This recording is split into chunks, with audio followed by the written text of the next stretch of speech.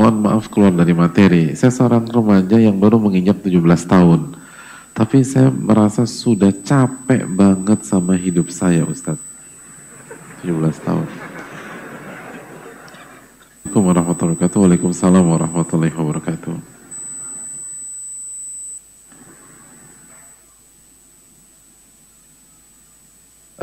Semoga Allah menjaga menjaga kesehatan dan keberkahan bagi para ulama, ustadz, keluarga, seluruh tim. Allahumma amin amin.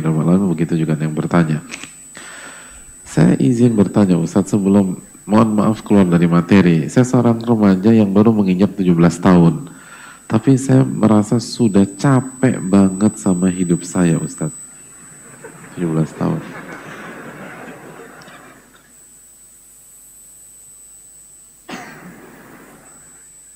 Udah, cukup.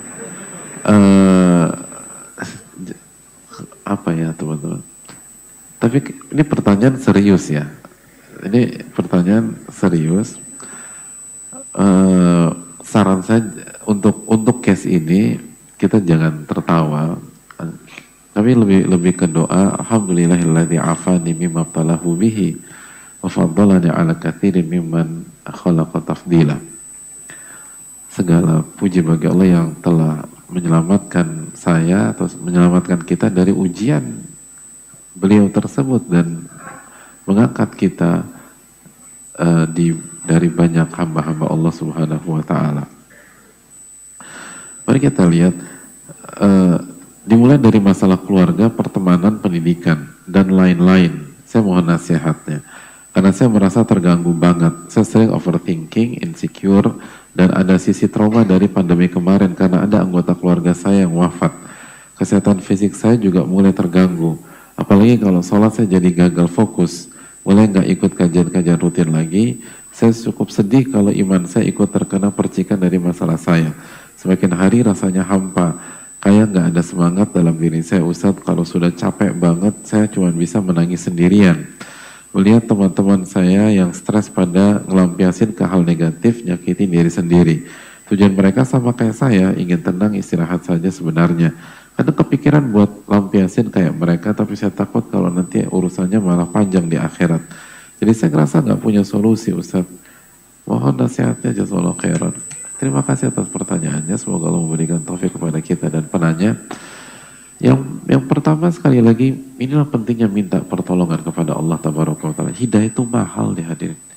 Hidayah itu mahal, sangat mahal. Terus yang kedua, istiqomah itu susah. Ila man yassarahullah, kecuali yang dimudahkan oleh Allah Subhanahu wa Ta'ala. Lalu jadi terus minta pertolongan dan jangan berpikir ketika malam ini kita gak pernah terbesit nyikapin hidup kita sebagaimana penanya ini, belum tentu minggu depan pun sama, belum tentu bulan depan sama. Kalau Allah cabut hidayah, kita bisa lebih berantakan lagi hadirin. Makanya ketika kita mendengar pertanyaan seperti ini, hendaknya kita yang pertama bersyukur dulu lah sama Allah. Allah masih jaga kita. Dan lalu doakan yang bertanya, semoga Allah memberikan taufik kepada dia. Dan ini jadi ibrah untuk jaga hidayah tersebut. Allah udah kasih hidayah, masa kita lepas? Allah sudah kasih hidayah, jangan kita sia-siakan.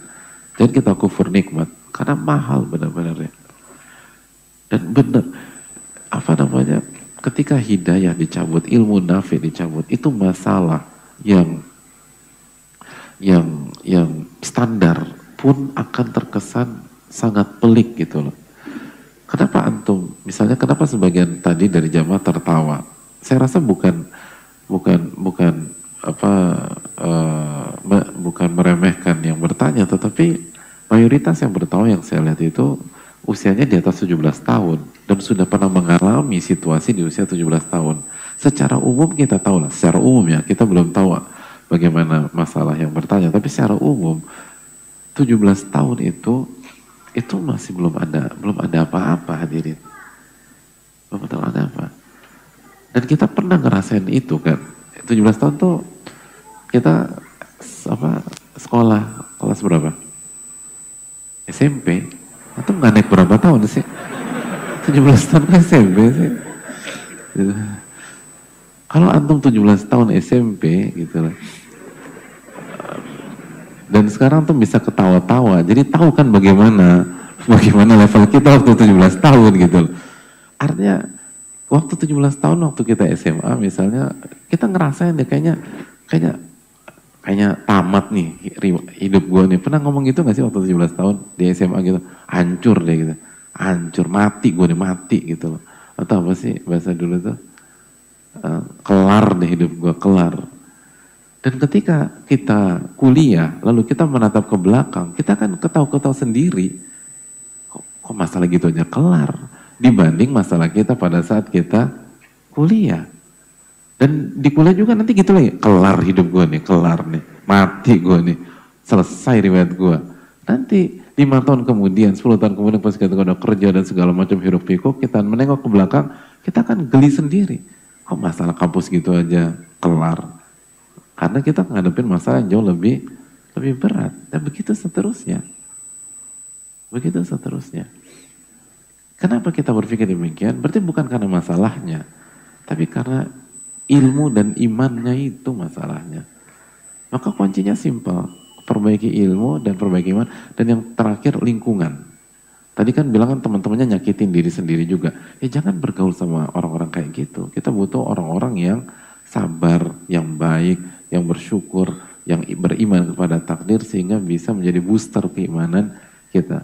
Berarti penanya dan kita semua butuh lingkungan yang bisa meningkatkan keimanan kita kepada Allah Subhanahu wa taala. Saya rasa cukup sampai di sini. Jazakallahu khairan. Subhanakallahumma wa bihamdika, la ilaha illa anta, astaghfiruka wa atubu ilaik. Assalamualaikum warahmatullahi wabarakatuh. Syukur.